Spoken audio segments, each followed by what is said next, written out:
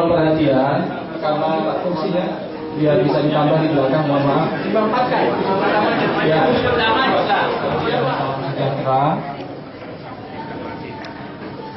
Para narasumber, para hadirin sekalian, mari kita bersyukur. Mudah-mudahan acara ini acara yang bermanfaat untuk kita semua. Sekalipun di belakang sana banyak orang yang risau, tapi mari kita buktikan bahwa di sini kita semakin menjaga kerukunan.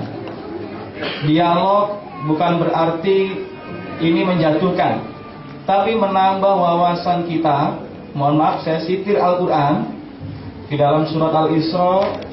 A'udzubillahi minasyaitonirrajim. Wala taqfu ma laisa laka bi'ilmun. Dan janganlah kamu melakukan suatu perbuatan yang kamu tidak mengerti ilmu tentang itu. Barangkali ini untuk kami di Muslim, apa yang kita bicarakan ini datanya, apa yang kita bicarakan ini datanya. Mudah-mudahan ini akan semakin tercipta. Buat teman-teman dari Kristen, kita tidak tahu dalilnya apa ya.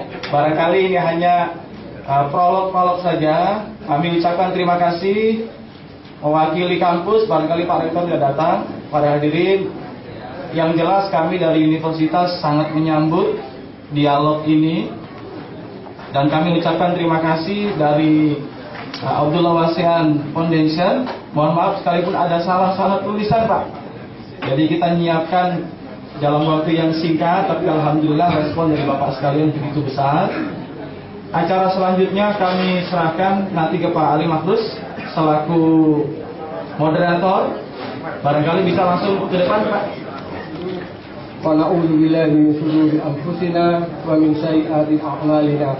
May yahdihillahu fala mudilla lahu wa may yudlil fala hadiya lahu. Asyhadu an la ilaha illallah wahdahu la syarika lahu wa asyhadu anna Muhammadan abduhu wa rasuluhu. Amma ba'du.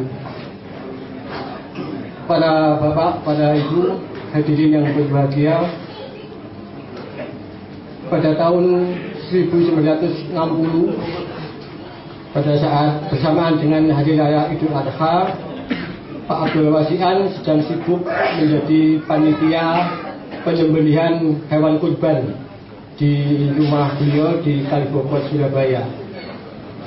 Secara tiba-tiba beliau kedatangan tamu, yang ternyata tamu beliau ini adalah teman sekolah waktu di HIS. Jadi waktu tahun itu, tahun 60, Pak Abdul Wasian lahir tahun 17. Jadi kurang lebih 43 tahun. Sedangkan sekolah HIS itu beliau berusia sekitar 12 tahun. Jadi sudah tidak ketemu teman sekolahnya 30 tahun yang lalu. Namanya Mr. Luther, Pak Luther sebutannya. Ya otomatis HIS waktu itu siswanya banyak yang warga Belanda. Pak Luther pun ini berkebangsaan Belanda dan tentunya beragama non-Islam. Pada saat itu Pak Luther, Pak Wasian tidak mengira apakah ini sengaja datang atau kebetulan lewat di rumah beliau gitu. Tapi kemudian Pak Luther mendatangi Pak Wasian.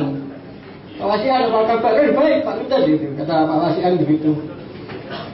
Wah, ini sedang sibuk ini Pak Wasian. Iya, kami sedang melaksanakan salah satu syariat Islam, yaitu meneladani jejak Nabi Ismail alaihissalam, yaitu melakukan penyembelihan. Oh begitu Pak Wasian ya. Tapi ngomong-ngomong, siapa sih Pak Wasian yang disembelih itu? Ya menurut kami tetap Nabi Ismail, kata Pak Wasian. Apa nggak keliru? Sampai kok gitu, bahasa Surabaya Pak Wasian begitu. Kemudian supaya tidak merisaukan panitia dan hadirin yang ada pada saat itu, Pak Wasian mempersilakan tamunya ini masuk ke rumah, ke dalam rumah. Ternyata Pak Luther ini memang sudah sengaja menyiapkan senjata untuk melakukan counter atas pendapat umat Islam yang mengatakan bahwa yang disembelih adalah Ismail alaihissalam. Dalam rumah diawali dengan pembicaraan oleh Pak Luther. Pak Wasian, di Islam itu kan ada rukun iman yang wajib diyakini oleh seluruh umat Islam. Betul. Di antaranya adalah iman kepada kitab-kitab yang telah diturunkan oleh Allah, termasuk Taurat. Betul kata Pak Wasian. Nah, kalau begitu, mestinya umat Islam harus mengikuti apa yang ditulis di kitab suci kami, yaitu Bible. Apa maksud saudara? Lihat di sini, menyiapkan Alkitab. Dan baru pertama kali itu Pak Wasian bersentuhan dengan Alkitab itu. Ditunjukkan oleh Pak Udet ini Pak Wasian dalam kitab Kejadian. Jadi kalau di Bible itu bagi yang belum pernah berinteraksi dengan Alkitab, kalau di Al-Quran sebenarnya ada surat Al-Baqarah, Al-Maidah dan sebagainya. Di Bible ada kitab-kitab namanya. Dibukakan oleh Pak Udet kitab namanya Kitab Kejadian pasal 22 ayat 2 yang berbunyi, Tuhan berfirman tentunya kepada Ibrahim, ambillah akan anakmu yang tunggal itu yang kau kasihi, yakni Ishak, bawalah dia ke sebuah gunung dan jadikanlah dia korban bakaran. Loh Pak Wasian, yang disembelih itu bukan Ismail, tapi Ishak. Pak Wasian cukup kaget juga. Saya tidak bisa membayangkan bagaimana ekspresi wajah beliau gitu ya. Jangankan membayangkan wajah beliau, waktu itu usia saya masih 3 tahun. Mengingat-ingat makanan pendamping ASI saja saya lupa. Tapi yang jelas beliau agak terperangah. Akhirnya beliau menjawab pada Pak Udet, gini aja lah Pak Udet, saya kalau diperkenankan, saya pinjam Biblenya ini. Saya akan baca untuk saya bisa memberikan penjelasan yang benar mana Ishak atau Ismail. Boleh kata Pak Udet. Pak Wacan minta waktu berapa? Seminggu, 2 minggu? Kata Pak Wacan nggak perlu lama-lama, cukup 3 hari saja. Akhirnya setelah selesai pembicaraan, pulanglah Pak Udet. Kemudian Pak Wasian melanjutkan tugasnya sebagai panitia penyembelihan hewan kurban. Selesai acara kurang lebih asar begitu. Setelah beliau membersihkan diri dari bercak darah dan sebagainya, langsung beliau kemudian membuka Bible yang dipinjamkan oleh Pak Udet tadi itu. Beliau bahasa Jawanya jujuk ya, jujuk itu apa? Langsung buka kitab Kejadian pemisah oleh Pak Wasian. Dibaca dengan bolak-balik, memang betul ada Ishak di sana, bukan Ismail. Tapi kemudian beliau mencoba untuk saya tidak elok. Beliau mulai membaca kitab Kejadian, dibaca mulai dari pasal pertama sampai pasal terakhir. Waktu itu belum ada stabilo, ya, jadi beliau sibuk memanggil anaknya untuk pinjam penggaris dan pulpen. Mana-mana kalimat yang penting digarisi. Akhirnya ketemulah beliau pada kitab Kejadian pasal 16 ayat 6 yang mengatakan, yang intinya artinya pada saat Ismail lahir, maka usia Ibrahim 86 tahun. Pada saat Ismail lahir, usia Ibrahim 86 tahun. Nah, kalimat itu digaris oleh beliau. Kemudian beliau memberikan catatan kaki di kertas tersendiri. Kemudian terus berjalan sampai pada kitab Kejadian, saya lupa ya, pasal tadi 16. Nah ini yang bicara Abdullah Wasian Junior. Pasal 21 ayat 5. Di sana ada kalimat mengatakan pada saat Ishak lahir, usia Ibrahim 100 tahun. Pada saat Ishak lahir, usia Ibrahim 100 tahun. Nah, di garis dengan 3 ayat ini, para hadirin secara awam saja bisa menyimpulkan,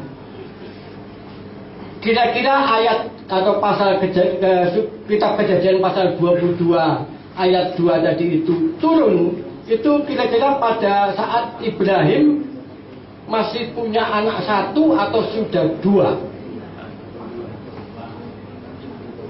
Yang benar, karena kalimatnya begini, dan ambillah anakmu yang tunggal itu.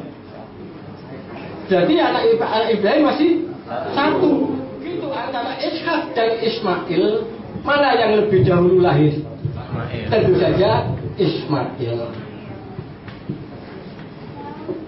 Nah, dengan tiga kok tambah mundur gini kan?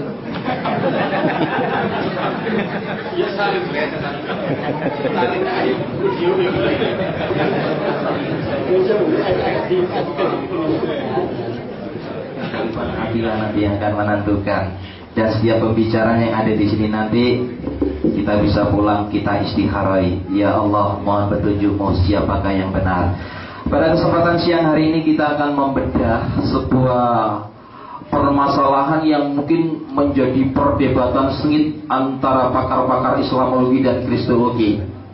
Membedah sebuah misteri ilahi, mengungkap sebuah kebenaran kelahiran Yesus Kristus, mengungkap sebuah kebenaran kelahiran dari baginda Isa alaihissalam.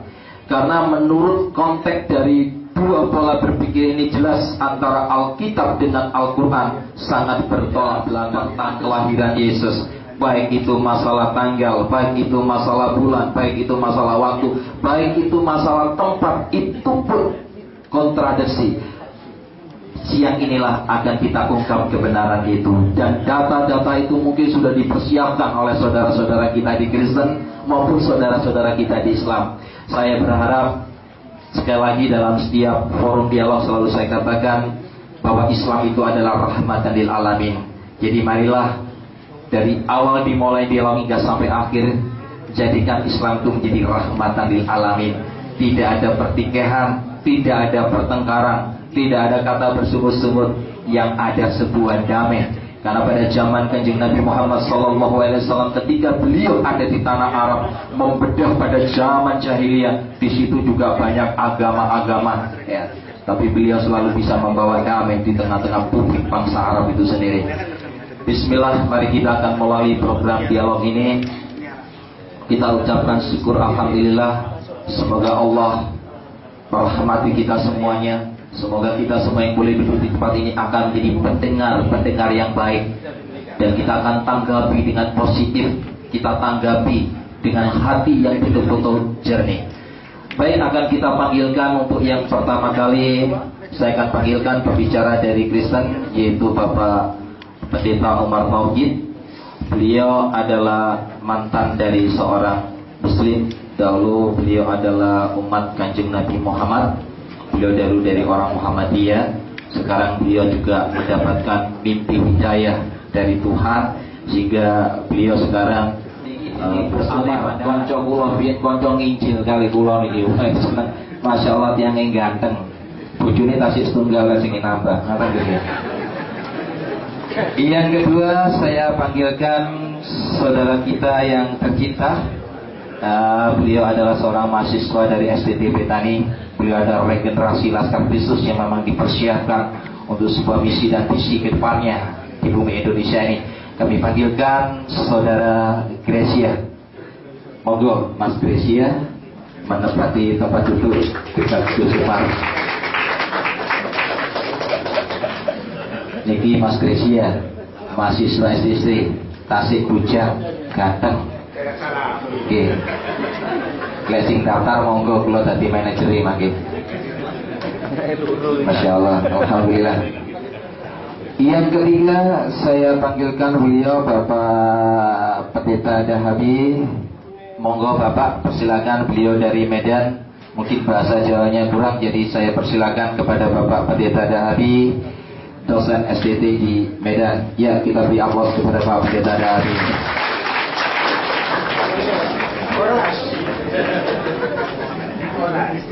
Alhamdulillah, 3 pembicara kita dari Kristen, umat baginda Isa al-Masih alaihissalam, sudah duduk di depan sebagai pembicara yang akan mempersiapkan Dan kami undang juga kepada saudara-saudara saya yang ada di Muslim. Pembicara yang pertama kami undang beliau yaitu Bapak Ustadz Masud. Beliau adalah pakar kristologi yang sudah melalang buana di dunia Allah ini. Semoga apa yang beliau sampaikan nanti juga dapat pada hidayah dari Allah Subhanahu wa taala. Monggo Ustadz Masud, saya persilakan untuk menempati tempat duduk yang sudah disediakan. Yang kedua kami undang juga, maaf saya mau konfirmasi dulu kepada panitia. Kalau Ustadz Insannya nggak ada, yang gantikan siapa? Oh dua ya. Harusnya Ustadz Insan yang gantikan Ustadz Umar harusnya ini ya. Harusnya duduk di sana ini Ustadz Umar nih. Tapi nggak apa-apa, 2 lawan 3 nggak apa-apa.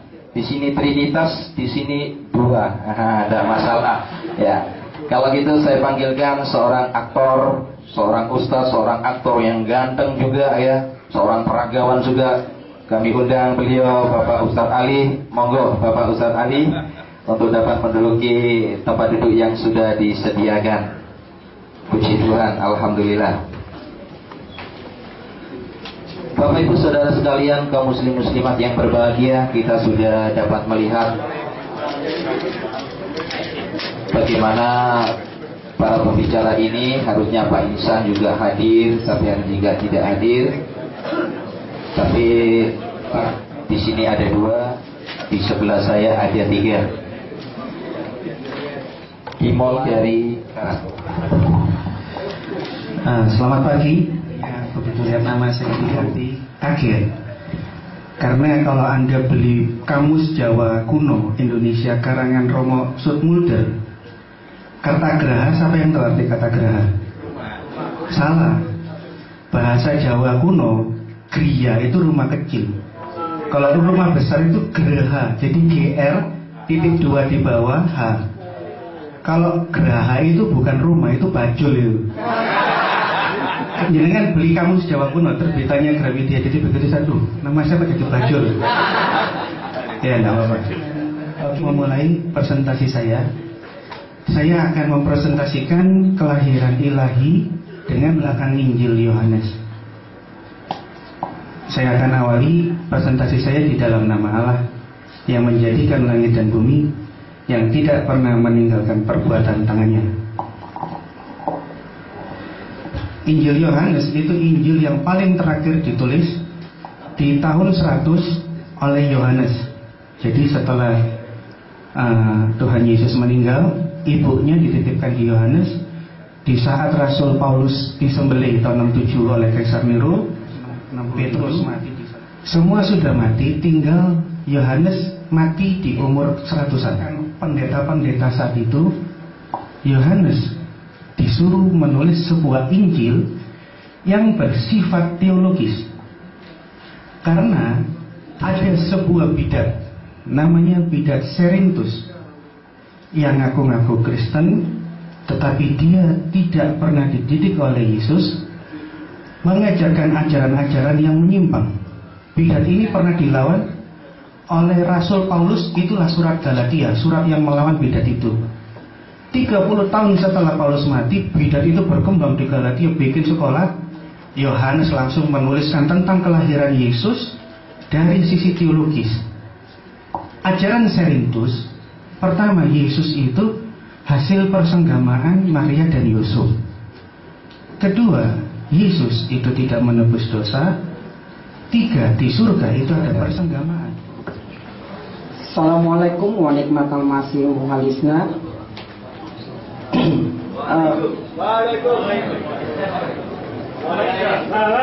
Ya, ada 2 hal kemungkinan yang saya ralat. Pertama-tama,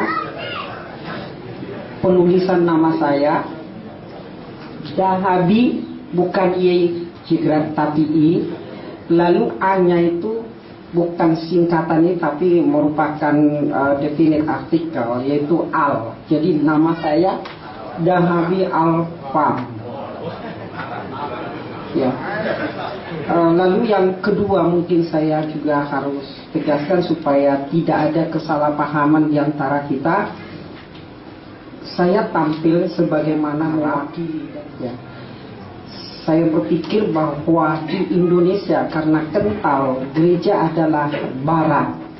Jadi sebetulnya kami ini terhempit di tengah-tengah antara Islam dengan Kristen. Kalau di Kristen kami ini dianggap antek-anteknya Arab karena penampilan kami seperti ini, ya.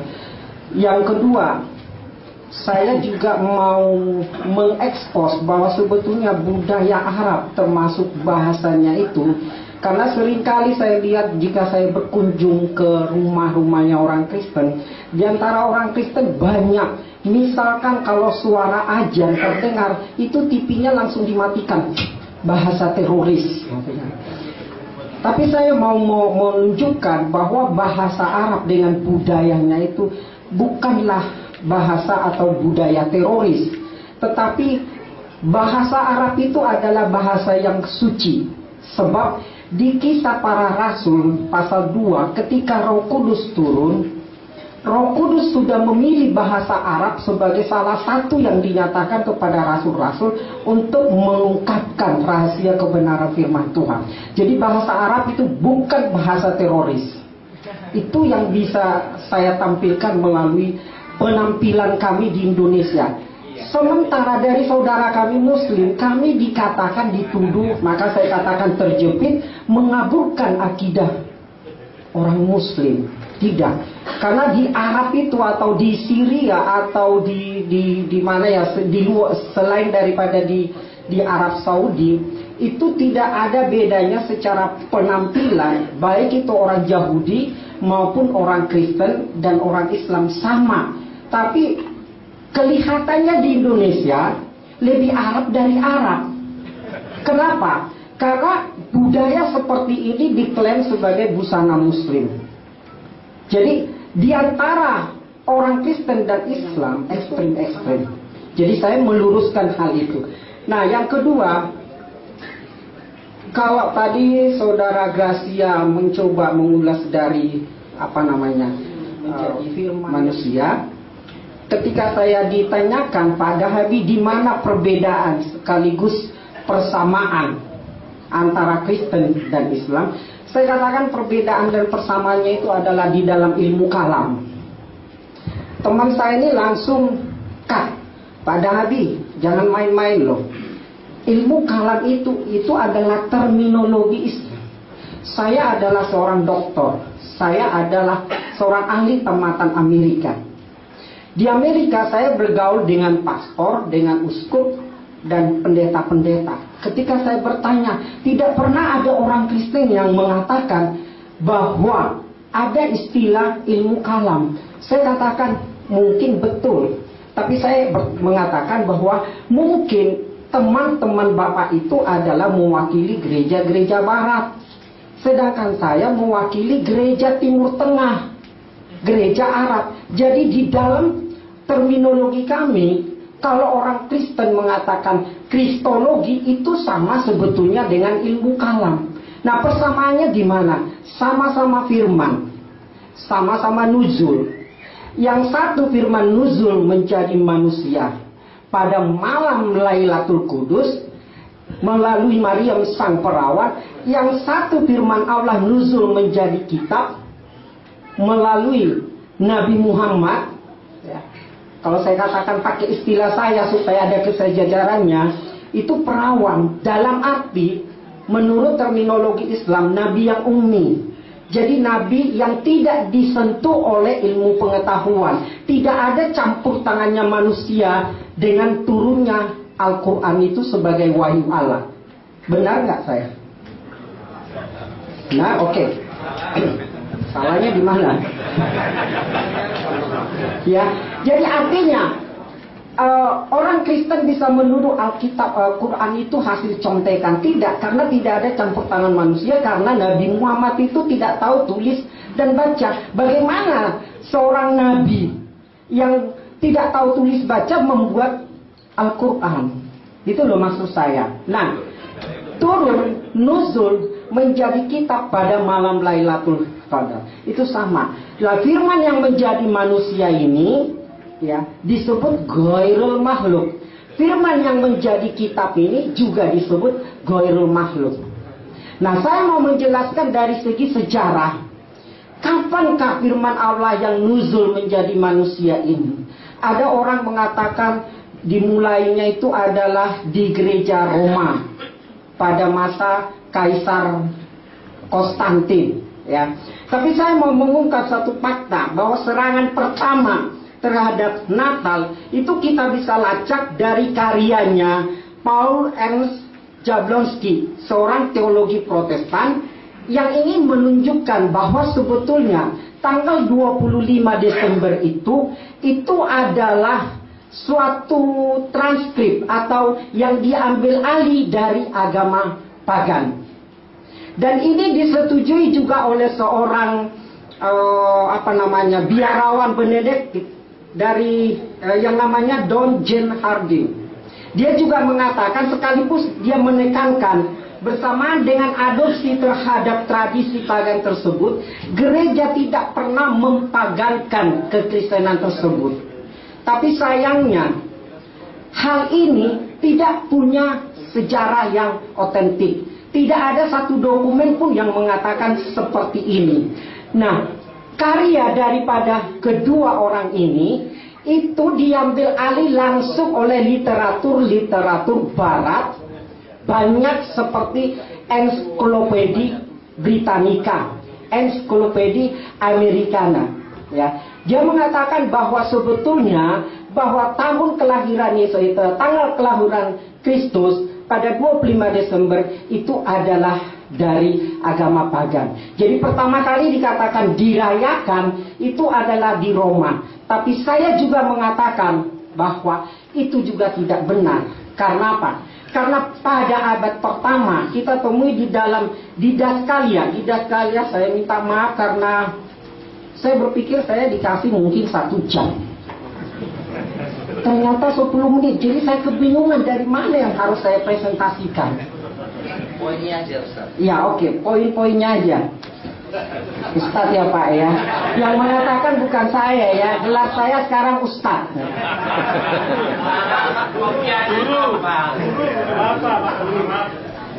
Ya. Di dalam ensiklopedia itu dikatakan, saya kemudian langsung aja tuh ke dalam bahasa itunya supaya kita bisa mengerti, karena tidak semua di sini mengerti bahasa Inggris ya. Kemungkinan besar bangsa Latin dan Roma sejak tahun 354 Masehi telah menggantikan hari kelahiran Dewa Matahari dari tanggal 6 Januari ke 25 Desember, yang merupakan hari kelahiran anak Dewa Mitra atau kelahiran Dewa Matahari yang tak terkalahkan. Tindakan ini mengakibatkan orang-orang Kristen Syria dan Armenia marah-marah. Perayaan 25 Desember telah dimasukkan oleh seorang dari antara murid, yaitu Cerinthus. Tadi telah dibahas Cerinthus. Ya.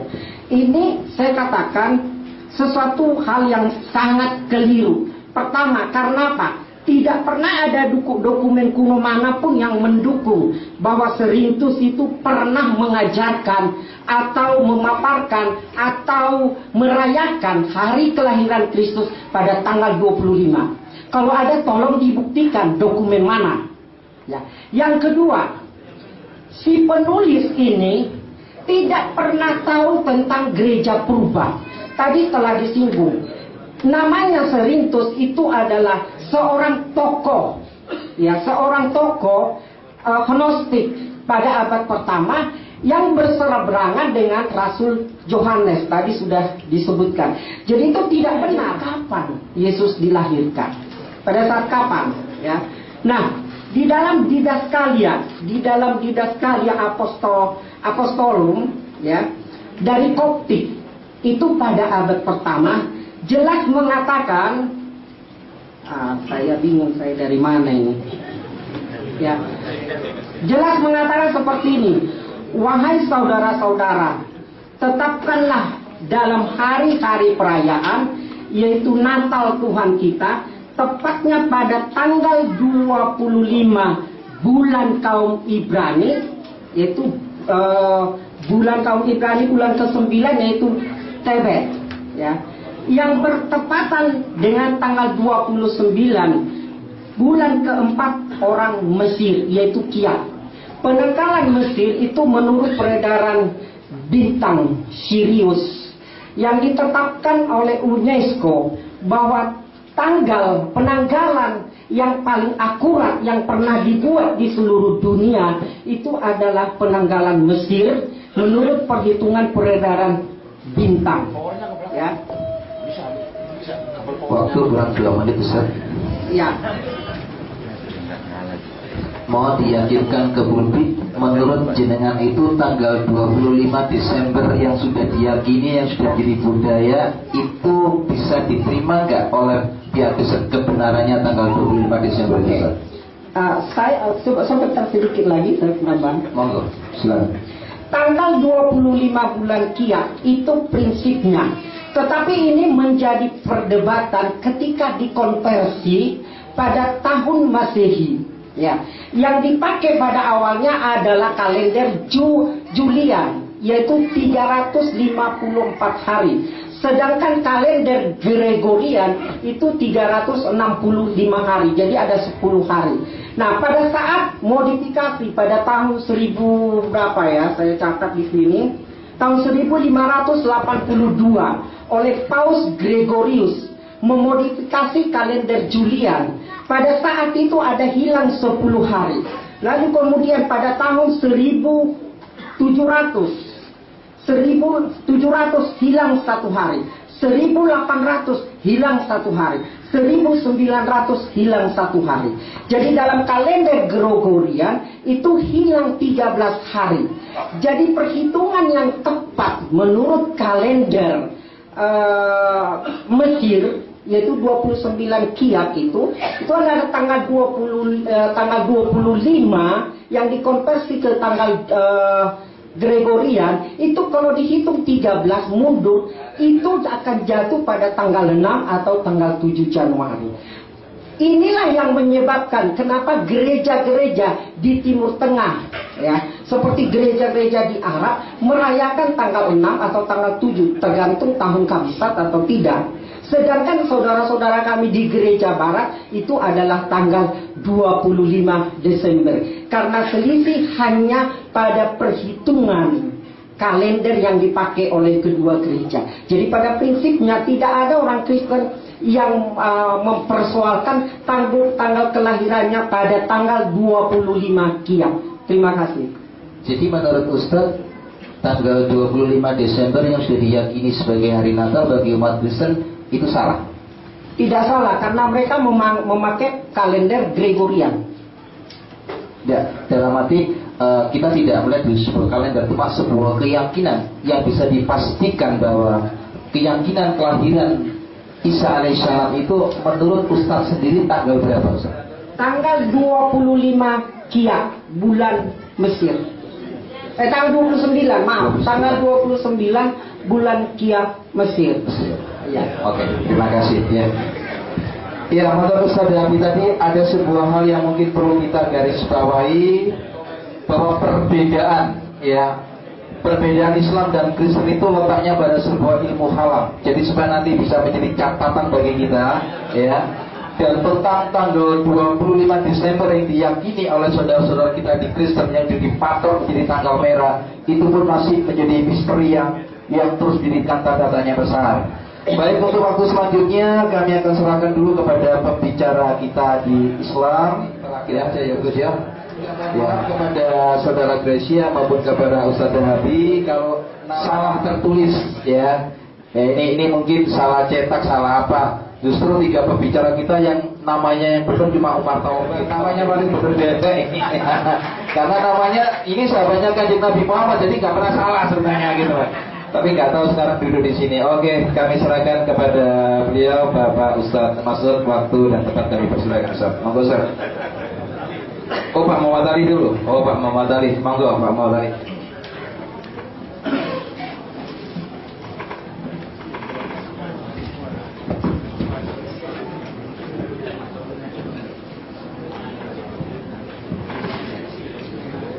Bismillahirrahmanirrahim. Assalamualaikum warahmatullahi wabarakatuh.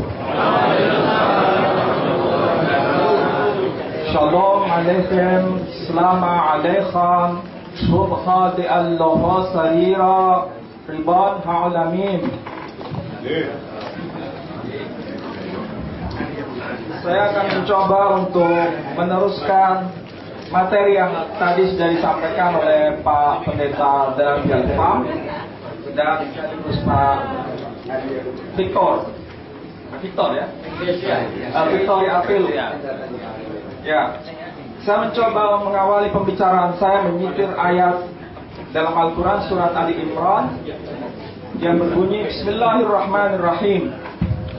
قالت الملائكة يا مريم إن الله يبشرك بكلمة منه اسمه المسيح عيسى بن مريم وجيها في الدنيا والآخرة ومن المقربين ويكلم الناس من الصالحين قال ربي أنى يكون لي ولد ولم يمسسني بشر قال كذلك الله يخلق ما يشاء إذا قضى أمرا فإنما يقول له. Ada dua kata dalam Al-Quran ini sangat menarik untuk dipelajari. Pertama, istilah dikalimatin, kalimat. Yang kedua, istilah amran. Jadi yang pertama, innallaha yubashshiruki bikalimatin minhu ismuhu Masih Isa bin Maryam. Yang kedua, idza qada amran fa innama yaqulu lahu kun fayakun. Ini adalah wahyu yang ditulis dalam bahasa Arab. Sementara Al-Quran sebagai wahyu terakhir tidak mungkin dilepaskan dari wahyu-wahyu sebelumnya. Kebetulan pula wahyu-wahyu sebelumnya di sini ada yang dalam bahasa Ibrani, ada yang dalam bahasa Suryani. Kalau kita pernah belajar di pesantren, kita mungkin pernah baca kitab yang ditulis oleh As-Sahrastani. Beliau menulis kitab Al-Milal wal Nihal. Beliau banyak memberikan informasi kepada kita bahwa kitab Taurat diturunkan dalam bahasa Ibrani, sementara kitab Injil diturunkan dalam bahasa Suryani. Dalam bahasa Suryani atau nama lainnya bahasa Arami, jadi istilahnya bisa dua, ada al-lugha al-aramiyah dan al-lugha as-suryaniyah. Itu maksudnya sama. Nabi Isa menggunakan bahasa Arami. Menurut versi yang disalibkan itu adalah Nabi Isa. Beliau berkata ketika disalibkan, versi Injil menyebutkan Eli Eli lama sabaktani. Eli Eli lama sabaktani. Semua sepakat kaum Kristiani, apakah Ortodoks, apakah Katolik, apakah Protestan, itu adalah bahasa Suryani. Sebab kalau bahasa Ibrani bunyinya bukan begitu, tapi Eli Eli lama sabaktani, dan itu berbeda. Nah, tadi sudah saya sebutkan bahwa dua kata penting dalam Al-Quran, yang pertama dan yang kedua kata amr. Saya bahas kata amr dulu. Dalam bahasa Ibrani juga disebutkan istilah kata omer. Jadi kalau bahasa Arabnya amr, bahasa Ibraninya omer. Saya kutipkan di dalam kitab Yahudi sendiri. Kebetulan saya bawa ini kitab Yahudinya. Ya, kitab Yahudi ini disebut sebagai Torah. Kalau bahasa Arabnya Taurat. Nah, saya ambil dari Sefer Bereshit, berbunyi demikian. El Ya'qub el Ereshu Aboteha U Moladeha We Ehye Ummaha. Kalau diartikan begini, Weyomer Adonai. Sebetulnya tertulis bukan Adonai, tertulisnya itu huruf YHWH, Yod Hef Vav He. Itu kalau orang Yahudi membacanya tidak berani membaca Yehwah. Mereka membacanya Adonai karena istilah itu jangan diucapkan sembarangan karena terlalu suci. Bahkan dalam fikih Yahudi, kalau mereka menyebutnya halaha, kita menyebutnya fikih. Menyebut nama Allah di kamar mandi itu diharamkan. Menyebut nama YHWH dalam kamar mandi itu diharamkan. Makanya untuk mengganti dengan nama suci itu disebut dengan istilah Adonai. Artinya Tuhanku. Bukan menyebut nama. Kalau Allah itu nama. Sedangkan YHWH disebutnya sebagai nama. Menggantikan dengan sebutan. Yakni Adonai. Maka saya baca Adonai bukan YHWH. Wiyomer Adonai. Dan Tuhan telah berfirman El Ya'qub kepada Yakub, sub el-erat avoteiha, tinggalkan bumi dari nenek moyangmu. Avoteiha, tinggalkan moyangmu. Ule moladeha, dan bumi tempat kelahiranmu. We'ehye immekha, dan aku senantiasa bersama kamu. Nah, ini yang berbahasa Ibrani. Menariknya yang dalam bahasa Aram dijelaskan, ditafsirkan oleh para rabi Yahudi. Apa maksudnya YHWH atau Adonai itu bersama dengan Yakub? Apakah sosok jasadnya YHWH itu yang bersama dengan Yakub?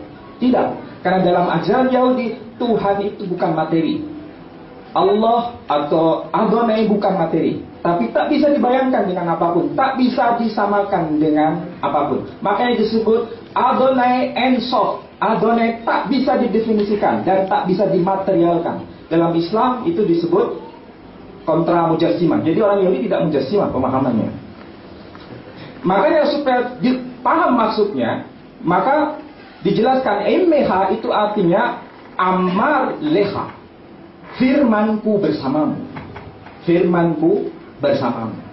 Jadi pemahaman mengenai Emmeha itu menunjuk pada kata Amar. Nah, ini menarik. Dalam bahasa Arab disebut juga Amar. Nah, saya bacakan tadi yang dalam bahasa Targum. Dalam Targum disebut Wa Amar alaha El Ya'qov Tub al-ar'a at-abataiha ule yaladutiha Weyehi memri besaidiha. Memri artinya amarku, firmanku bersamamu.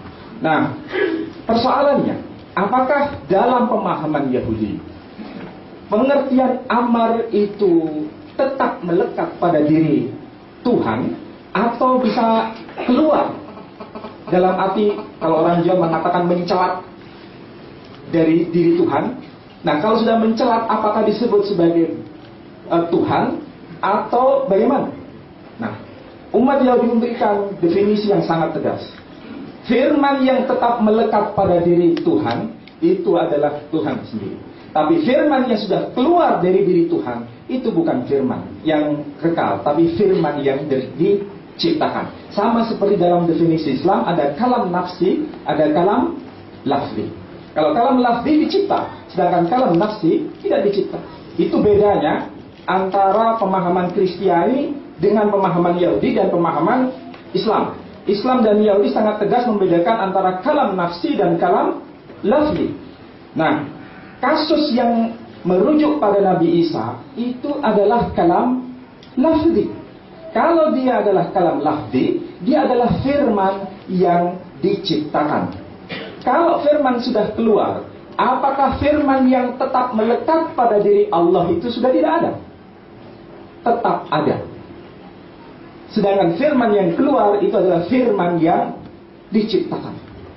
Dan ini sudah saya kutipkan beberapa ayat, tidak perlu saya baca supaya bisa membandingkan. Ketika Yesus yang adalah firman dibaptiskan oleh Nabi Yahya di Sungai Yordan, maka Tuhan yang berfirman itu berfirman dengan mengatakan, inilah anakku yang kukasihi dan kepadanya lah aku berkenan.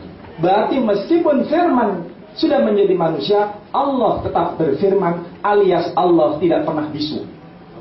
Nah, itu yang membedakan mana firman yang tetap melekat pada diri Allah Subhanahu wa ta'ala dan mana firman yang sudah keluar dari diri Allah Subhanahu wa ta'ala. itu kesejajaran ayat mengenai kasus Nabi Yahya dan kasus Nabi Isa sudah bisa dibaca di slide itu. Nanti kita bisa sharing mengenai ini. Kemudian, apakah kalau firman yang keluar dalam diri Allah itu kekal atau tidak kekal? Nah, persoalannya diperdebatkan antara ajaran Yahudi dengan ajaran Kristiani. Kalau dalam kitab Yahudi ini, saya ambil dalam kitab Bereshit, kitab Kejadian pasal 2, ayat yang keempat disebutkan Elohim yotoledot et hasamayim ve et haaretz. Inilah toledot, kelahiran. Elohim itu Allah. Jadi Allah telah dilahirkan apa? Et hasamayim, yakni langit, ve haaretz, dan bumi. Jadi langit dan bumi itu dilahirkan oleh Allah. Jangan memahami dalam bahasa kita. Kelahiran di sini orang Yahudi memahami kelahiran ini adalah dalam konteks diciptakan. Kan dalam bahasa Ibrani itu ada 3 kata kunci. Misalnya Bereshit bara Elohim et hasamayim wa et haaretz. Pada mulanya Allah bara, artinya mencipta. Et hasamayim wa et haaretz, mencipta langit dan bumi. Bara di situ mencipta dari yang tidak ada menjadi ada, tapi hanya bahannya. Bar itu dari sesuatu yang tidak ada menjadi ada, tapi baru bahannya. Makanya disebut bumi itu belum berbentuk dan kosong, berarti menunjukkan baru bahan.